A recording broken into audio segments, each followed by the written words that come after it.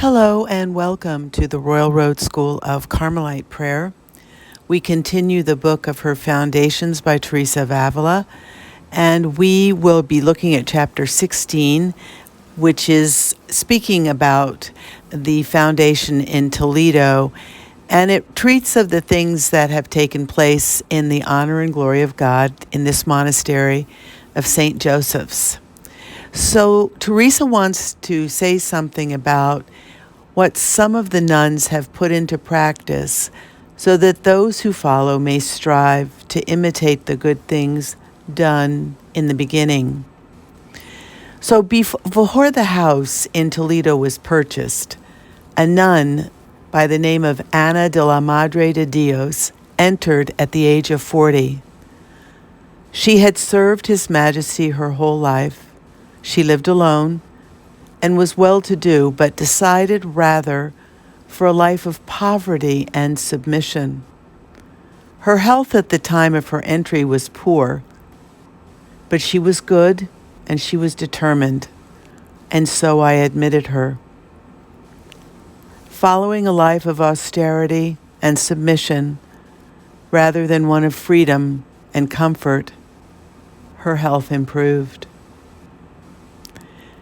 Before she made her profession, she offered everything she owned, and she was very rich, as alms to the house.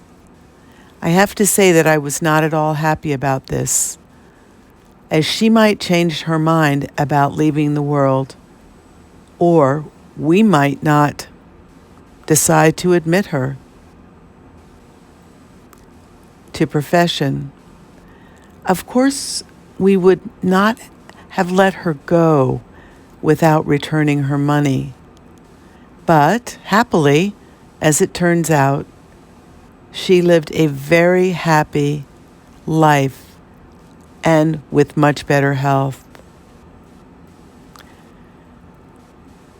So the mortification and the obedience that was practiced in this monastery was great.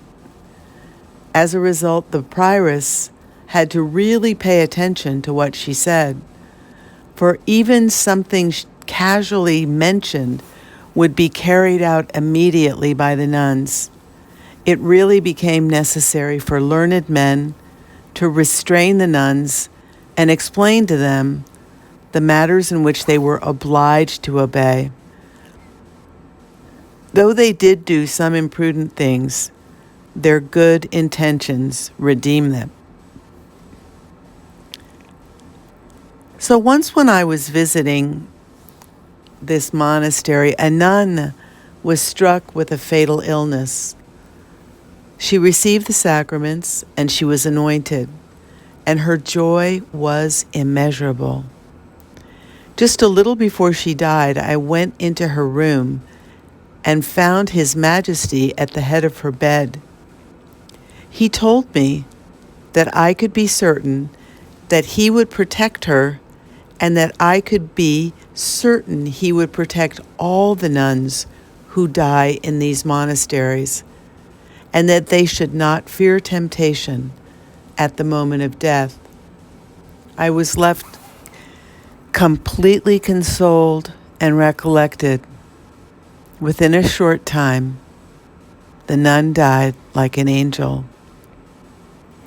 I've noticed that some who have died since that time have done so with quiet and calm, as if they were in rapture or in the prayer of quiet, and with absolutely no signs of temptation. In the goodness of God, I hope He will be merciful to us at the moment of death. Let us strive, therefore, sisters, to be true Carmelites, for soon the day's journey will end. If we were to know the affliction that many experience at the hour of death and the deceit of the devil's temptation, we would highly esteem this favor. A great gambler believed that the purpose of confession at the hour of death was worth absolutely nothing, and no one was able to get him to confess.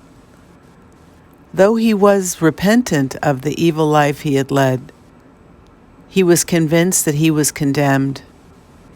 His Dominican confessor was at his wit's end, and he was not able to get the man to change his mind about confession. The man fell ill, and it seemed the Lord had softened his heart as he told his confessor that he wanted to make his confession. His testimony was recorded, and the man made a solemn oath not to gamble anymore and to amend his life.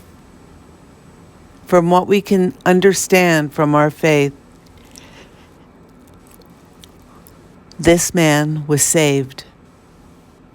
Sisters, that we live our lives as true daughters of the Blessed Virgin and keep our vows so that He may grant us the favor He has promised us.